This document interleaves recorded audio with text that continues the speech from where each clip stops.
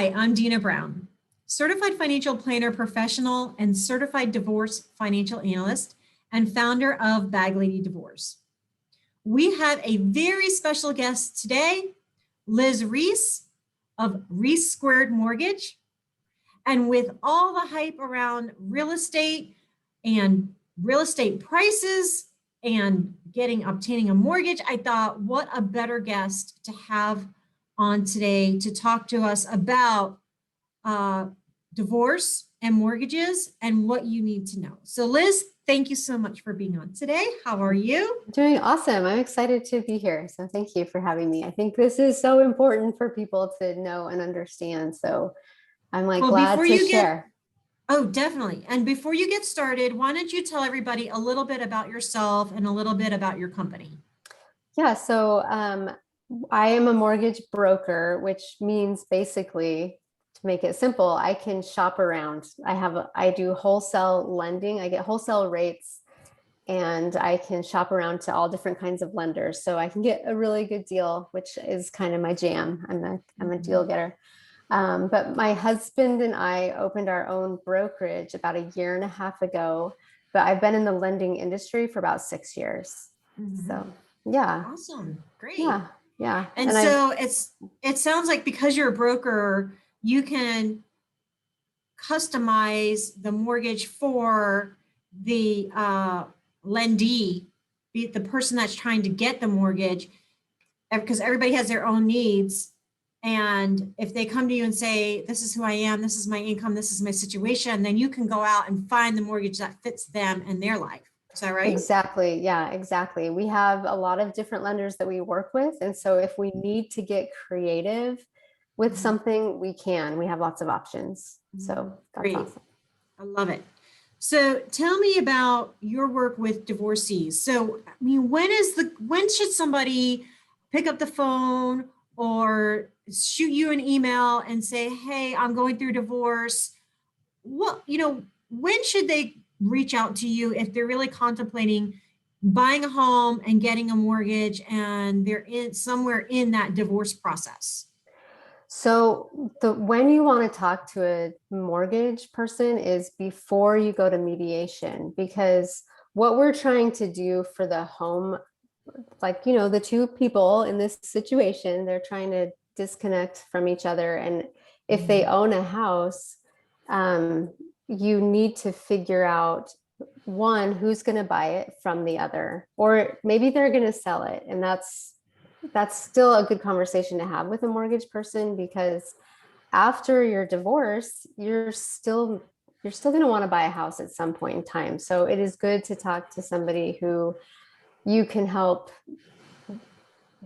guide you to know what the steps you are going to need to take to buy a new place. But it's got to be done before mediation, because you're making these decisions on who's going to buy out the other person. And then that person who's going to buy out the spouse needs to essentially get pre-qualified as if you are buying the house. And so that's the way we need to really treat this kind of a transaction. Not that you're doing a cash out loan to pay your spouse off, but that you're actually buying the house from the spouse. And there's very specific steps that I think a lot of people miss, and it can the person who has the house can kind of get burned by it if they don't do it right. So like, if a couple is going through a divorce, they can't just say, hey, let's just say I'm divorcing my husband, and my husband was the breadwinner and I don't really create income, but I'm going to keep the house and there's a mortgage on it. You mean like I can't just keep the house and what do you mean by requalifying? Like I have to get another mortgage under my own name? Exactly. Yeah, and that's exactly it. We can't, the husband in this situation, assuming that you're both on the loan, he does not want to be on that loan anymore. So you're going to have to do a refinance to basically buy him out of the loan and remove him from the loan. If say you're the husband in the situation, you don't want to be on that wife's, you don't want to be your credit is tied to her. And so if she decides to stop making that mortgage payment, your credit's going to get screwed. And so in both situations, you don't want your husband to have, that kind of, I don't want to say power. I don't think that's maybe the right word, but if you're wanting to separate, you want to get him off title, you want to get him off the loan. And so if you're the wife that doesn't have income or maybe very little income, the reason why you want to take care of it before the mediation is if you need alimony, we need to make sure that we set up the alimony in a way that will help you qualify for the house to get him off the loan. Okay. Yeah. And All so right. like sometimes people might do like a one-time buyout of alimony, like I have to pay her this much money. Here you go. We'll just buy it all out. I don't want to do it monthly anymore. But to qualify for a house, you have to show 3 years of continued alimony.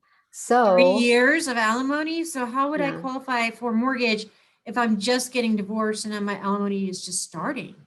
Well, not 3 years in the past, but 3 years continuance. So if I have a contract from my divorce that says I'll be getting at least 3 years of alimony, then that would help me to perhaps qualify for the right. mortgage. Exactly. Because if they go into mediation and they're like, we just decided I'm going to pay her 50 grand, that's going to be her alimony. Well, that is not going to be able to help her have income to qualify for that house. So it is better to set up the alimony as a monthly payment to continue for at least 3 years in order to qualify to buy the house. So that's a situation where there's a marital home and one, either husband or wife, or one of them is keeping the home. What about if they plan to sell the home and one of them wants to buy a new home? Like, how does that work with the mortgage? Right. So we would want to pre-qualify them to buy a new house. So, and that kind of goes along the same line of thinking of what can we do to create the income if the one spouse doesn't have the income history. If maybe she goes and gets a job, or he, and it's just an hourly job, well, they've got to have 2 years of that. If it's a salary job, they can count that income right away. But so if they want to sell the house, they're going to want to rebuy something else. And so they need to get pre-approved for that purchase. And we want to make sure their income is set up in a way to do that. So, and in order to count the income, it's the 3 years continuance, but it's also then having received it for 6 months. So there is a little bit of a lag time in that, once you decide you want to keep the house, or whoever decides, there's a little bit of time. If they have to count that child support or alimony, we need to show 6 months of them having received it. So, and speaking on that 3 years continuance, if your kid is 16, it's not going to work. You can only count child support if your kid is going to be in your house, you receiving child support for the next 3 years. Uh-oh, user error. Okay, guys, I was in the middle of the interview with Liz and I accidentally lost the rest of the video. I am so sorry, but good news for you. We are going to get back on track in a couple weeks and you're not going to want to miss the rest of this interview. We're going to talk about the 3 action items you need to take if you plan on keeping your home through your divorce. The marital home, if you're going to keep it, you need to listen to the rest of this video that we're going to have in coming back to us in a couple weeks. So thank you so much for joining us at Bag Lady Divorce. Secure your money, empowering women before, during, and after divorce. But if you have any questions for Liz in the meantime, we'll leave her contact information in the video below, but we'll see you in a couple weeks. Thanks so much.